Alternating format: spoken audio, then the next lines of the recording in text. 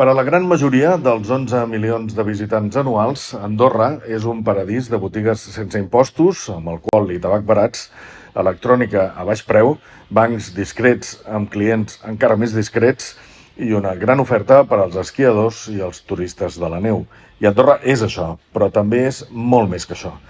Aquestes valls del Pirineu no han estat només rutes sigil·loses per als contrabandistes, sinó que també ofereixen una terra dura i pissarrosa, cada cop més reconquerida per unes vinyes que havien tingut un passat medieval esplèndid fins a pràcticament desaparèixer amb la crisi de la filoxera. A Andorra actualment hi ha 5 cellers en producció i el país se situa cada cop més en el punt de mira dels projectes amb la vista posada al canvi climàtic i al conreu de muntanya. La majoria d'aquestes empreses se situen a la vall de Sant Julià de Lòria, entre els 950 metres i els 1.200, a la cara sud i només amb un dels cellers orientat cap al nord. Això vol dir que els vins andorrans combinen l'amplitud tèrmica de l'alçada, amb grans contrastos entre el dia i la nit, amb la influència de la temperament mediterrani que arriba des del sud. Joan Albert Ferrer és l'impulsor del projecte Borda Sabater, que té origen remot l'any 1944, quan el seu besavi va comprar uns terrenys rurals a la ribera dreta del riu Valira. Fa 25 anys, el celler va treure la primera anyada de l'Escol, un monovarietal de Riesling brillant i aromàtic amb un pas per ampolla que li dona molt de caràcter. I la vinya aquí s'ha adaptat molt bé. La veritat és que està molt ben adaptada.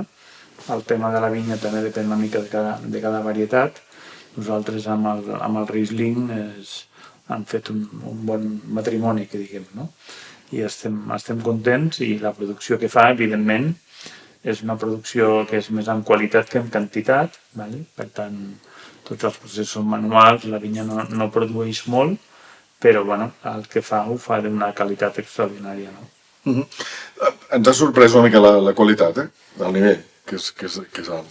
Quina penetració i com pots orientar els vins andorrans, com poden conquerir mercat, com poden ser més coneguts, quina penetració en el mercat andorrà tenen?